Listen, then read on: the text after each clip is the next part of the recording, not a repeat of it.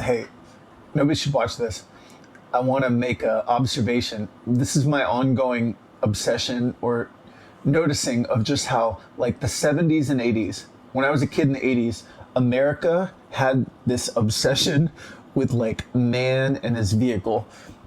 It was just some zeitgeist thing that was on everybody's mind. And I never really noticed how pervasive it was until looking back on it now. It's just like, if you think about it, like the 70s, it was the 70s and 80s, it was just everything was basically man and his vehicle, and everybody had some like idea in their head and they wanted to be like that.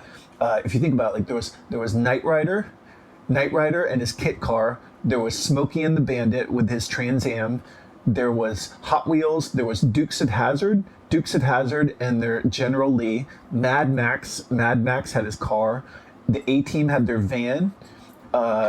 There was Blue Thunder, and there was that helicopter show, Airwolf, man in his vehicle. There was Airwolf. There was Tom Cruise and his F-14 Tomcat. There was even Han Solo and his Millennium Falcon. There was the Fall Guy. There was Scooby Doo and their Scooby van, Starsky and Hutch and their car, Ghostbusters, they had the Ghostmobile, Blues Brothers had their Bluesmobile. There's a lot of other examples too. There's American Graffiti. There was the Barrack. What else? There was some. There was Evil Knievel and his motorcycle. There was the Fall Guy and his like monster truck. There was Bigfoot and the Muscle Machines. There was Cannonball Run. Cannonball Run, everybody had their little vehicle. Like the ladies had their vehicle. The guy had their Lamborghini. There was Vanishing Point. Vanishing Point was a movie in 1971 where this guy had a white Challenger. There was James Bond and his Aston Martin. What else? There was there's more examples of it. There was some motorcycle. There was like a Knight Rider show that had like a robot motorcycle. What else? Chips. There was Chips. They had Chips. The police guys with their motorcycles. Jack Burton had his Pork Chop Express. And then there was like Cheech and Chong. They had their weed van. It's crazy, like and this is probably only like half the examples. I bet you if we put this, it's just crazy how like I feel like every few decades America has some kind of like cultural thing that's like on their mind, and it changes. There's like different kinds of things. I can keep talking about this. Nobody's watching this, but just in the 70s and 80s, there was kind of an obsession with like the mean streets. There was like guys in like with like punk mohawks and like all the video games and a lot of video games. There was like Bad Dudes, there was Final Fight, there was Double Dragon. There was some kind of obsession with like there's bad mean streets in the New York slums, the slums of New York where there's people with like switchblades who are like, give me your wallet, like beat it. That was kind of like something that everybody had on their mind. What else? I don't know. It changes though. Like there's different kind of collective dreams. And then lately there's been some kind of like superhero thing. People have this idea of like super teams of like people in some kind of team environment. That's kind of like a startup millennial tech idea of like super guys like trying to save the world by teaming together. I don't know. I haven't explored that one. That one I'm not as familiar with because I'm not a millennial. What else? I don't know. America had like kind of an obsession with like boats. People wanted to be like a boat guy in the 70s. Those kind. Anyway, just a weird observation. Hold on. I want to try to keep going with my theory. Is like if I go to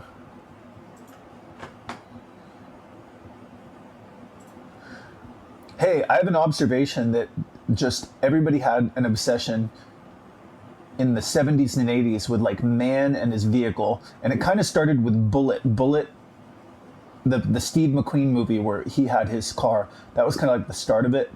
And then it was just kind of like an obsession that lasted for about, I guess, 15 years or something like that, 10 or 15 years. And then here's examples. I want you to find like more examples.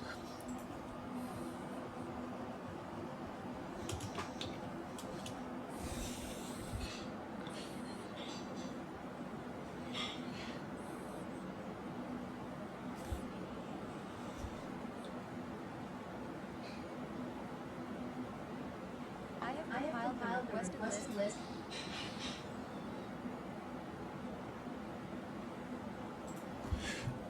Can you find more examples of that I don't have on the list?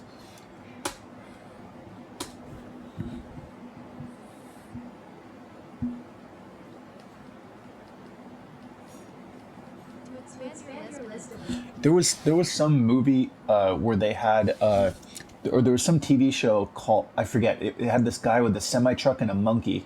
There was a guy with a oh right, there was Miami Vice where they had their Ferrari. There was Banasek. Oh, I don't remember that. Oh, right, there was that Hunter show with that, I forget, there was some kind of song. What else? I don't know. There was a lot of other.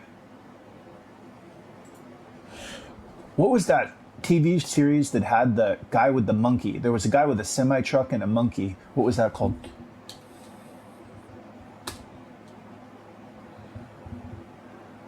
BJ and the Bear. Right, BJ and the Bear had him and his like semi truck. Anyway, if you think about it, give me more examples. Give me more examples about TV shows that were in the 70s and 80s that involved man and his vehicle. Wasn't there some kind of motorcycle equivalent of like Knight Rider?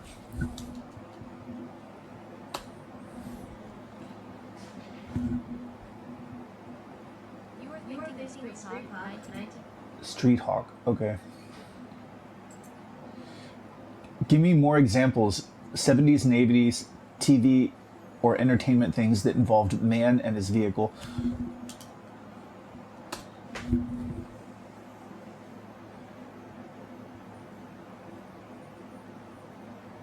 James Garner in the Rockford Files 19. Right, so there's Miami Vice, Dan Trena in Vegas. I don't remember that. Oh, right, there was Hardcastle and McCormick. Hardcastle and McCormick had some kind of like sports car thing, the Coyote X. Nick Mansuko in Stingray. I don't remember Stingray. Simon and Simon. Anyway, it goes on and on. But I never noticed how, like, you don't really notice the forest when you're in the trees or something. But now that we're like out of the 80s, I'm like, dude, that shit was like everywhere and I didn't even really notice it.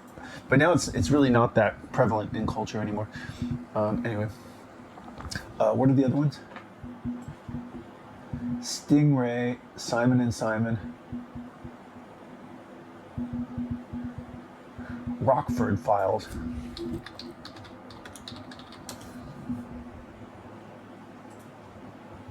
Yeah, right. Same thing. Like man and his vehicle. It was fucking everywhere. Like literally, every. It was just fucking everywhere.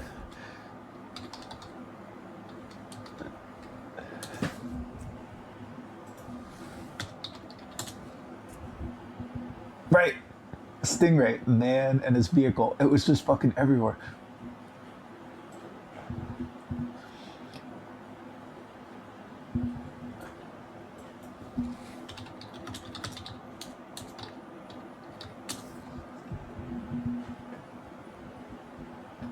I don't remember Simon and Simon.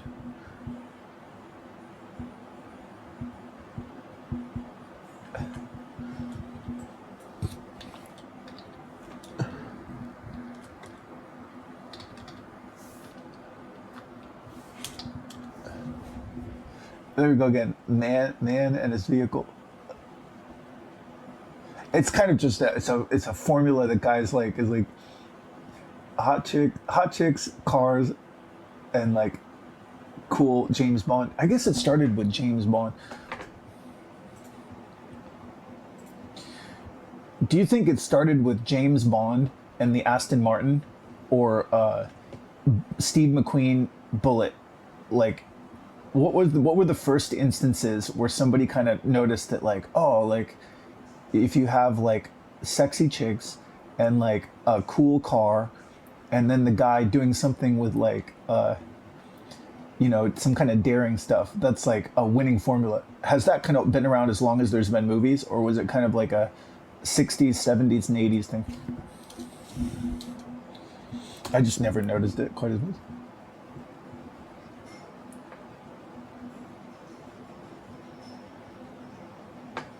That specific formula. Anyway, no one should watch this. The ingredients were almost as soon as talkies arrived, driven by two things: the gangster film and cowboy western. Right. So I guess even before cars, it was like man and his horse or something. The horse as the first car. For decades, the ultimate man and his vehicle trope was the western hero and his horse. Think Roy Rogers and Trigger, or Lone Ranger and Silver. Right. It's kind of like, I guess it's always been a thing. The horse had a name, a personality, and was practically co-billed with the actor. It's crazy. Like, there's, anyway, early cinema cars. In the 1930s and 40s, movie serials and crime dramas featured fast cars.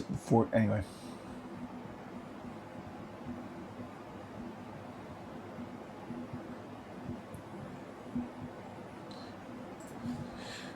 So before man and his vehicle, it was man and his animal. There was man and his horse.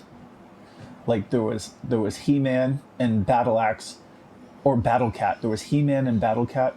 There was Lone Ranger and Silver. I guess He-Man wasn't before the 60s, but like give me examples of earlier times of man and his horse or animal or something. This is kind of stupid. Don Quixote and Rocinante. Literary. Cisco Kid and Diablo, Roy Rogers and Trigger, Lone Ranger and Silver. So basically, like, there's something that kind of like, you've got men, and men, as a broad generalization, like, what's the fascination with this? Like, there's something where, like, men, they want to feel elevated and somehow, like, empowered, right? Is there some kind of, like, underarching thing where, like, what makes a man a cut above the rest? Some kind of empowerment. And is that, what's the deal with, like, or does the horse or the car represent like freedom or rebellion, or like speed, or the ability to like take a woman as a passenger? Like, what's the underlying obsession with, like, give the guy some kind of transportation thing, and that's part of his character? That's what kind of make, like, that's as much him. What is the deal with that? Anyway, I don't know. I'm kind of just curious. Nobody should watch this. I'm wasting time.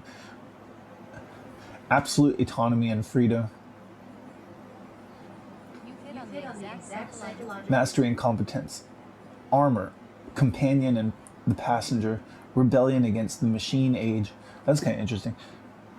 Ironically, even as industrialization created a world of rigid office jobs, factories, and suburban conformity, pop culture fed men the exact opposite fantasy. The car or the motorcycle led modern men play at being outlaws, drifters, or rebels. You might be a clock puncher by day, but on screen, you were the guy outrunning the law in a Trans Am. Ultimately, giving a man a legendary vehicle is a shortcut to telling the audience, this man is potent, he is free, he is dangerous, and he goes wherever he wants.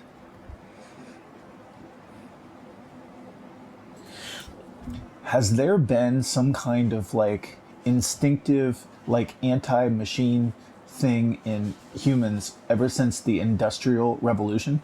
Like, basically, the Industrial Revolution, there was some kind of glorification of, like, rebellion against machines in some form or another.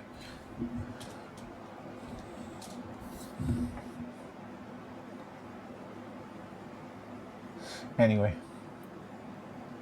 Yes, absolutely. Ever since the Industrial Revolution.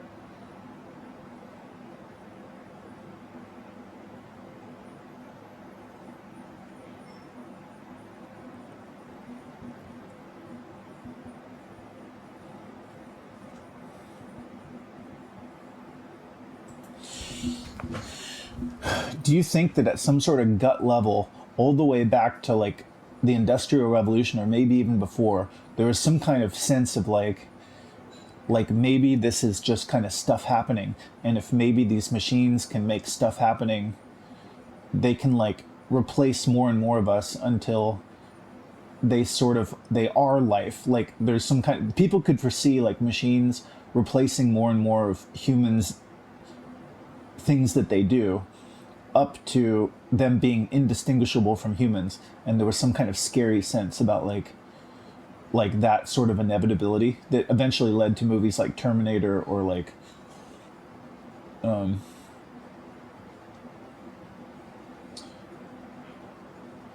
stuff like that.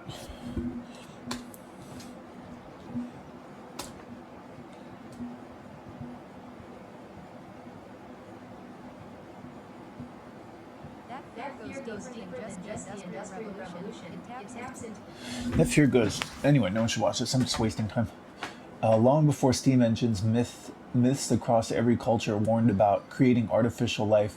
The golem of Jewish folklore, the Greek myth of Pygmalion, or Prometheus stealing fire. Humans have always possessed an intuitive gut level dread that if we build something too lifelike or too capable, it will eventually turn around and replace us.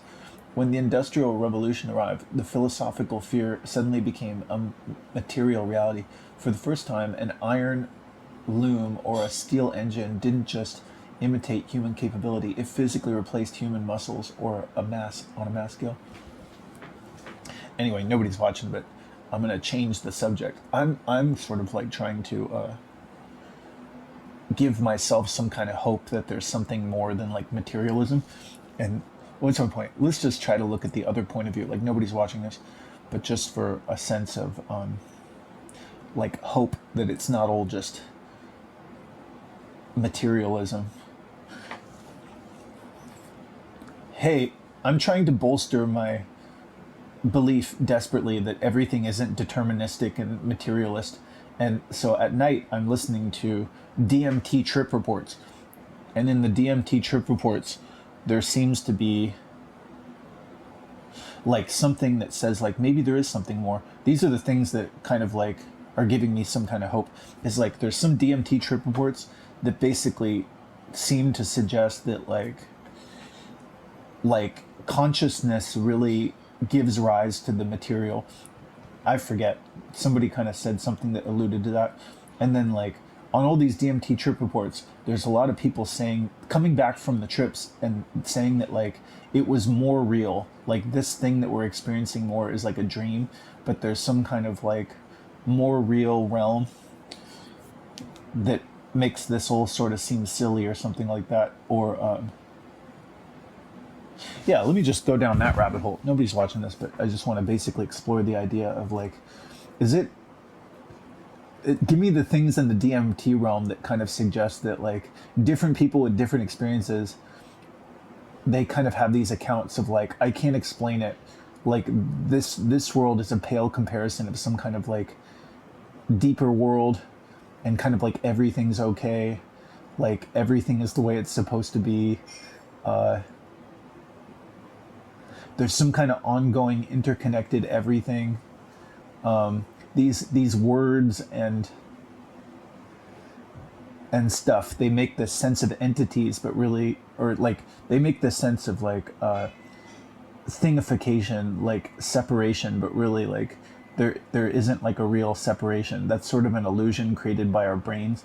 And our brains kind of lock us into some kind of like narrow perception of like separate things, but things, they're not really as separate. It's like the word suggests. I always feel like I'm trying to like say that. I'm trying to say that with words. I'm trying to get away from words and just being like, there's kind of like an ongoing interconnected everything that people kind of get blinded from by words. And that's kind of a similar thing that like DMT people say. And it feels good to like say that. I feel like if I say that, I'm like, oh, like that's nice. But give me like information along those lines.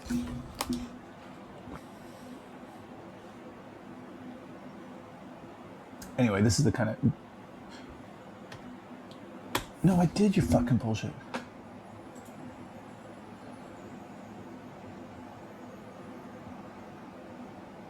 I'm trying to. Anyway, maybe we should watch this. The core phenomena. One. The core phenomenology, hyperrealism, and the simulation of consensus reality. When people return from a high-dose DMT breakthrough, one of the most statistically consistent descriptions across divergent demographics, belief systems, and psychological backgrounds is the assertion of hyperrealism. They say that, like, this is the dream. Like, they say when you wake up from some kind of dream, there's a sense of like, oh, this is more real than the dream. And when people come back from DMT, they have a sense like this world is somehow like a delusion. It's a dream compared to this more real thing. And it's sort of, nobody's watching this, right? But just for the record, I have a similar feeling that I can't remember enough because I haven't. But when I was a kid, nobody should watch this. I'm just probably trying to sound mystical or woo-woo. Probably. I have like, what am I trying to say? Just when I was a kid, I used to have these like night terrors. And when I woke up from the night terror, when I first woke up, there was some kind of feeling of like, oh no, like I can see how like I'm kind of fucked forever or something. I remember this, some kind of like totally terrifying feeling, kind of like that. It sounds a lot like that ego death thing. Like it was basically like, oh no, like I'm falling. I don't know how to explain it. There was some kind of feeling like I'm falling perpetually. How much can a thing be a thing in a constantly changing world? Like, I'm trying to sort of cling to like things with these words, and my brain is trying to be like, no, look, it's your dog, like some kind of permanent thing. But I'm like, no, I'm like fucking like falling. And then my mom would kind of say like, no, it's your dog. Look, like you have a dream. You have like, it's you, it's me, it's these permanent things. And then I was kind of like, oh, okay, I see the permanent things. Like, oh, and then I kind of get lulled in by some kind of stories or something. But I wonder if that's like similar. Here, I can just ask this. I can say like, hey, I kind of relate to the DMT dream like a little bit because like when I hear people talk about like ego death in like DMT, I kind of remember that when I was a kid, I used to have these like night terror things where basically like I would have a sense that like the room got bigger. Like I felt like, oh, there isn't just space in outer space. There's space between me and like 1 or 2 feet in front of me or 3 feet in front of me. Like that idea that I'm kind of locked in with the sense of being in this place or something like that. That's just kind of like a light show or something like that. But really it's your perception. Like you could perceive like space being between you and the wall across from you, but you sort of go like, no, like it's relative, like that space in outer space, that space, this is like your room or something like that. But really it's kind of like there's kind of like a light show going on with like light and sound going through your head, and then there's these stories about like it's this, it's that, that's me, that's you, in some kind of permanent sense. But if you kind of like, if you saw it at fast forward, there'd be this terrifying feeling of like you can't cling on to stuff. And it feels like ego death is kind of like that. Like you're like, shit, like there's no permanent me. There's no permanent like, I feel that too. If I try to meditate, there's some kind of weird feeling about like, you could kind of forget. You could forget all these stories about like, oh, I have my goals and I have my story of who I am. You could just kind of forget that shit. And if you forgot that shit, you'd be like, oh, there's just kind of like a blur of like shit happening and and we're just hoping that we retain these stories. But really, if you couldn't remember those stories, if your brain didn't log those stories, it could just seem like this terrifying process of like things keep moving. And I feel like that's probably like a little bit like the DMT ego death. And I remember that feeling of just being like, just the fact that things are kind of like continually moving makes you kind of fucked forever, because you're just kind of like, I'm not going to be able to hold this shit. I can't like cling on to shit over a long enough period of time. It's going to dissolve and change, which was kind of like, I wanted to say like, don't you see, like we're not going to be able to keep this shit. And that was really terrifying. But then somebody would say, no, look, it's your dog. It's some kind of permanent thing with a name. And then I'd go like, okay, I see. And then I could like not think ahead to like, that thing is gonna like disappear. There's something about like a supposedly sane brain that locks on to like a permanence of a word and be like, it's some kind of permanent thing, and not constantly think ahead to like, it's fucking gonna change. That's like, it seems to be like a necessary condition of sanity. And I wonder if people's brains are just basically built in to sort of do that. They kind of go like, no, no, here's my story about like who I am in some kind of permanent way. Here's me. That's me. You know me. It's okay. Like we're here in some kind of permanent way. But then I don't know. I just feel like you could sort of like your brain has to sort of like not think. There's some kind of thing that your brain is doing where it's like just follow the story and everything's okay. Just stay in the pocket, stay in the just here's your dog, here's you, and oh, just don't think about the future. But if your brain couldn't do that and it's just all like, I don't believe in your words, like this shit like is obviously changing. I forgot your story. If you just constantly forgot, it would seem kind of like just shit's fucking keeps changing. Like there's like a stream.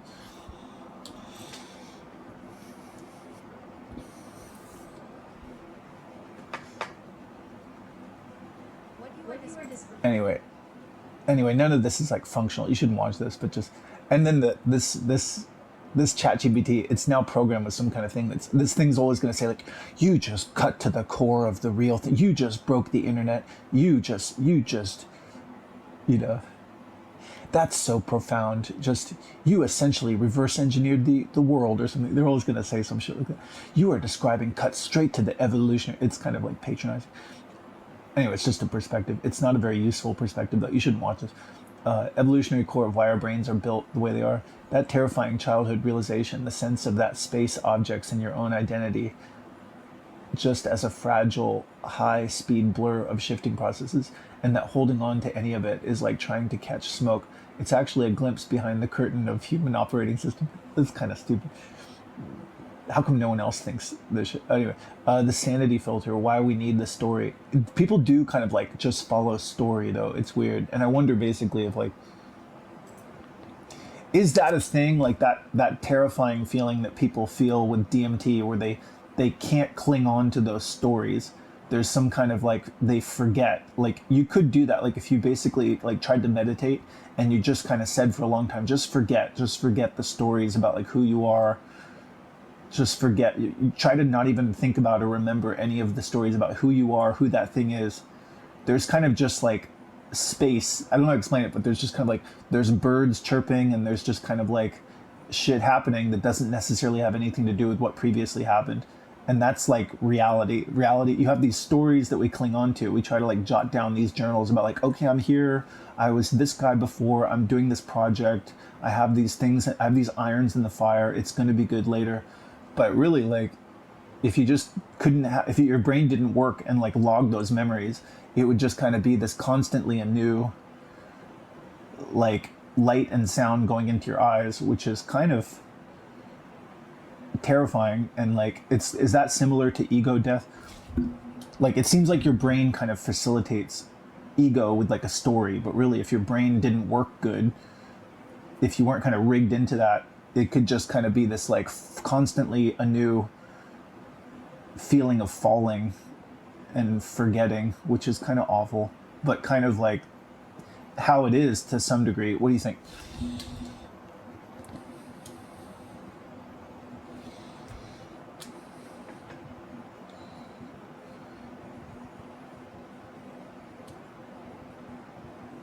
Yes, that exact. Anyway, I'm just yes, that exact terror, the feeling of the floor dropping out from under your identity, where you can't grab onto the railing of your own personal history, is precisely what defines the edge of ego death.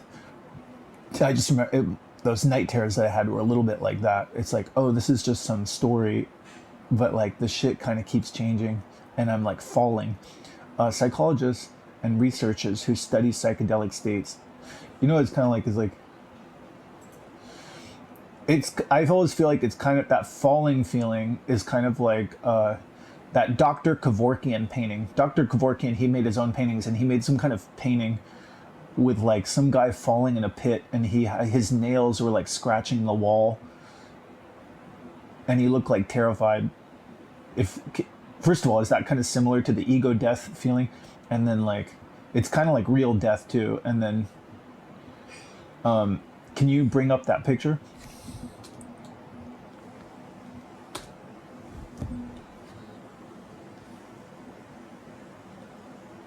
That's not it. The painting you were referring to by Jack I like that this thing like gets things wrong sometimes because then I'm like, well, maybe everything I'm saying is bullshit. Everything I'm saying could be bullshit. Who knows? Anyway,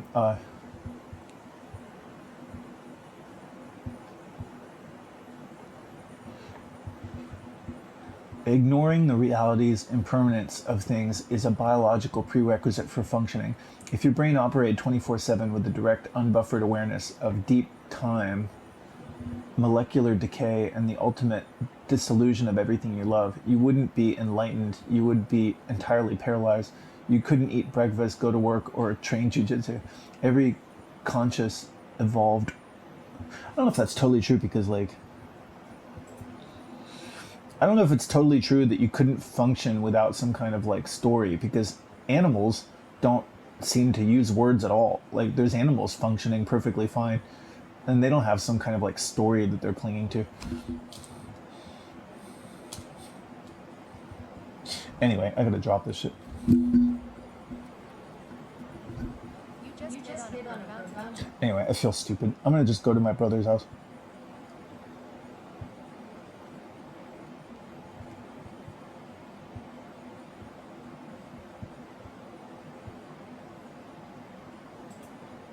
But there is some kind of like terrifying feeling that you can have if you take some drugs and you realize like people do kind of have like stories, but meanwhile like it seems kind of like no one's totally responsible for this. No one's totally in control of it. Even Donald Trump, even the richest, most powerful people in the world, they can't control these kind of like underlying processes of like we were born. Like nobody, people seem to really not like that idea that like nobody seems to have been responsible for us being born.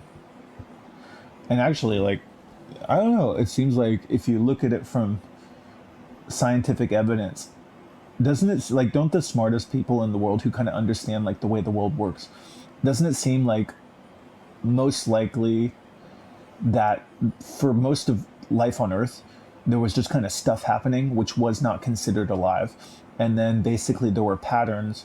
And then eventually there was some kind of pattern that made other similar patterns long enough that they can make other similar patterns. In like the primordial ooze, that's probably what life started from is. And actually, does that seem like somewhat of a certainty based upon what people know about like the way shit happens in this world?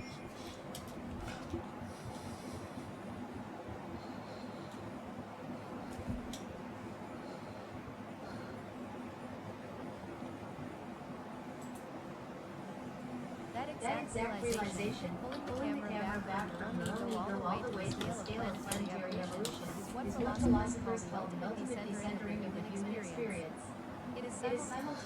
Yes, from the standpoint of modern science, biology, and chemistry, this is the consensus life emerged from non-living chemical reactions and self-replicating patterns in primordial environment. So that's kind of like, I feel like that's the idea that like consciousness arrived from material. But like the DMT people kind of say like, no, like consciousness creates the material.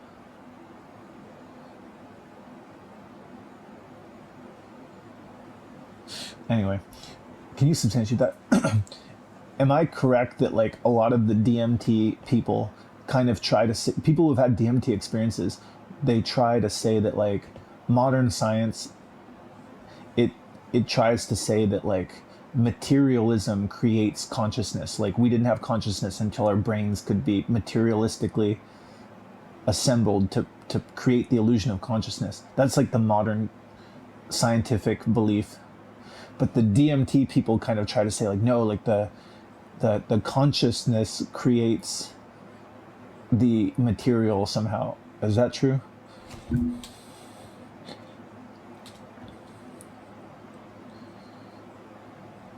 Anyway, I kind of want to believe that. I want to be like, is there a worldwide phenomenon where just there's more and more people, including like Joe Rogan, who are kind of somewhat desperately trying to cling on to something that rallies against determinism? As we get closer to like AI replacing human stuff, there's some kind of idea like, we really desperately want to believe there's room for magic. There's some kind of we want to say that the consciousness creates the material, as AI seems to indicate that like the material could create consciousness. We're hoping that like material can't just become conscious, and basically machines can't become conscious, because that would seem to like make a mockery out of humanity and the things that we value, like the perception of a soul and stuff like that. And so we want to believe in like magic, and it's getting harder and harder to believe in those. And so there's more people like going to like DMT and ayahuasca and stuff like that.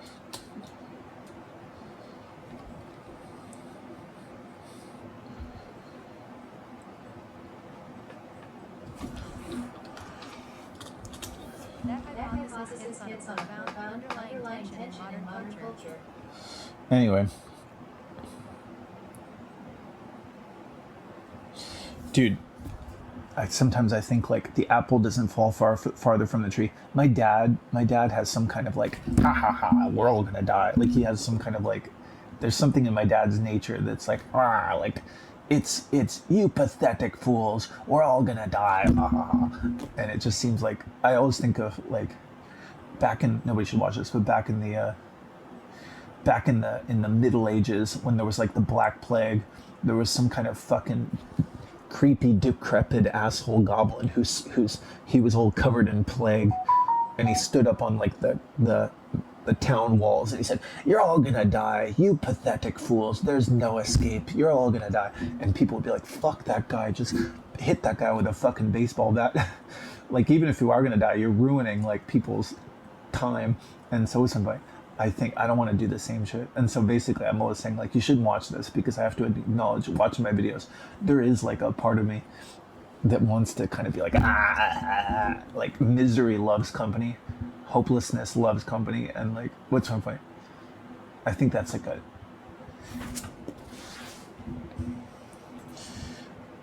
I think like, it seems like overall there's a human tendency, not in everybody necessarily, it's in everybody, maybe it's in everybody to different degrees, but like misery loves company, and like hopelessness kind of likes to spread hopelessness. And I don't know, like I feel like my dad, he's kind of like has this thing where he kind of goes like, it's inevitable, like now that my dad is like, I don't know, I just feel like my dad's trying to like scoff at my life instinct stuff and say like, you're gonna die too, Sean, it's inevitable. And then like I feel like that's some kind of, there's like a character I imagine from like the time of the Black Plague, some asshole goblin guy who's covered in plague, and he stands up on the walls of the town. He goes, "You pathetic fools, it's futile. Resistance is futile. You're all gonna die. Ha ha ha. You're gonna die too." Like that seems like some kind of, is that in everybody? Like if you have any human and you take away everything that they care about and value, and they're like in the death chamber, are they gonna basically like try to drag other people down with them? Or is that not in everybody? Are some people like, no, like you go and have a good life? And basically like, is that in everybody? If you had any human, if you put him in like death row and took away everything they care about, would they try to scoff and drag other people down? Would everybody do that? Or is that just kind of like, and then if some people do tend to do that, is the tendency to do that like genetic? Anyway, long story short, I don't want to do that, and so I should like stop making these fucking videos, because I look at my videos, I'm like, dude, I am kind of doing that a little bit.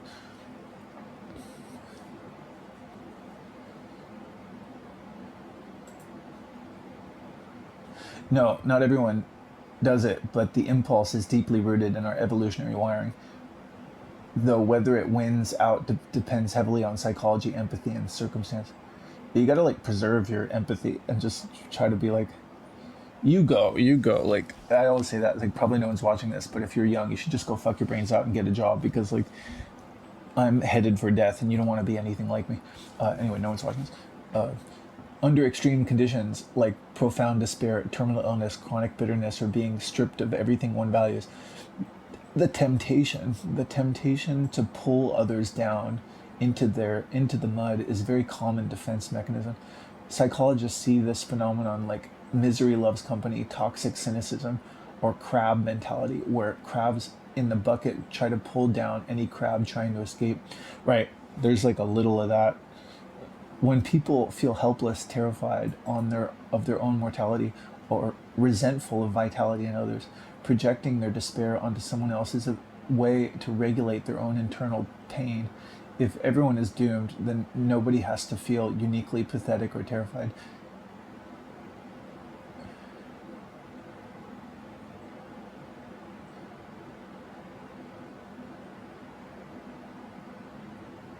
What's the point? I don't know, this is all kind of awful. Anyway, I think I'm going to go try to hang out with my brother. But he might not be around. Let's see. Let's see.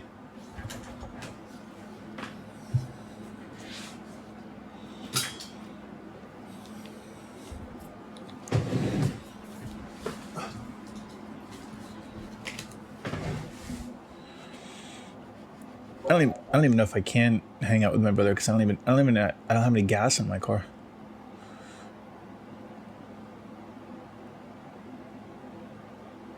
It's probably not a good instinct. Actually, speaking of like the death instinct and like self-destruction, it's really kind of like not like smart of me in some kind of self-preservation way to like say a bunch of nasty insulting things to my dad, because like when I have to go get gas, even to go to like a job, I'm gonna have to ask my dad for like his credit card. And so like there's something kind of being like, why am I like lashing out at my dad? That seems kind of like, is that the death instinct or is that the life instinct?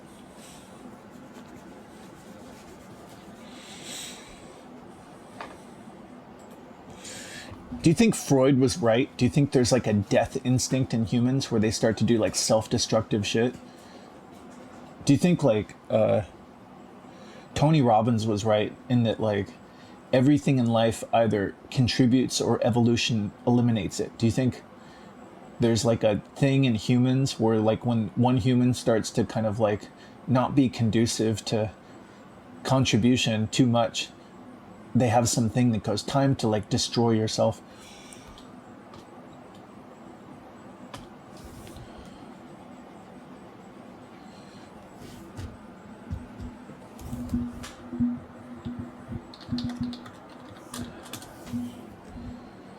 One. Freud's death drive antidotes. Sigmund Freud proposed that alongside our survival instincts and eros. Can you rally against that if you had like that death instinct start and do some like self-destructive things? Are there cases of people like reversing it and pulling out of it and thriving and contributing and doing good things after that self-destructive period? Yes or no?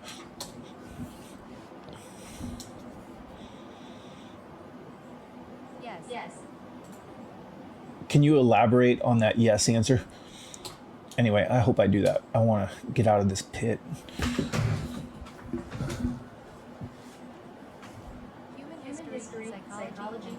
Human history and psychology.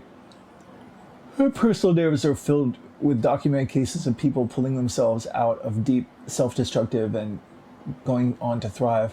When the death drive or self-sabotaging patterns take hold, they feel absolute and permanent, but humans' neuroplasticity and psychological resilience operate as powerful counterweights.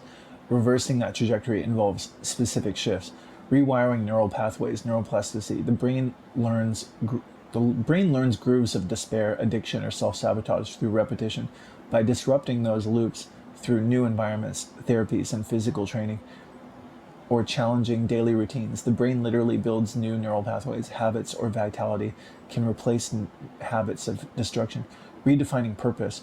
People who hit rock bottom often pull out by shifting from isolated internal rumination to outward contribution, finding a small, manageable way to serve others, whether helping a community or coaching, creating art, or caring for a dog, re-engages the brain's reward circuitry and breaks the self-absorption of despair.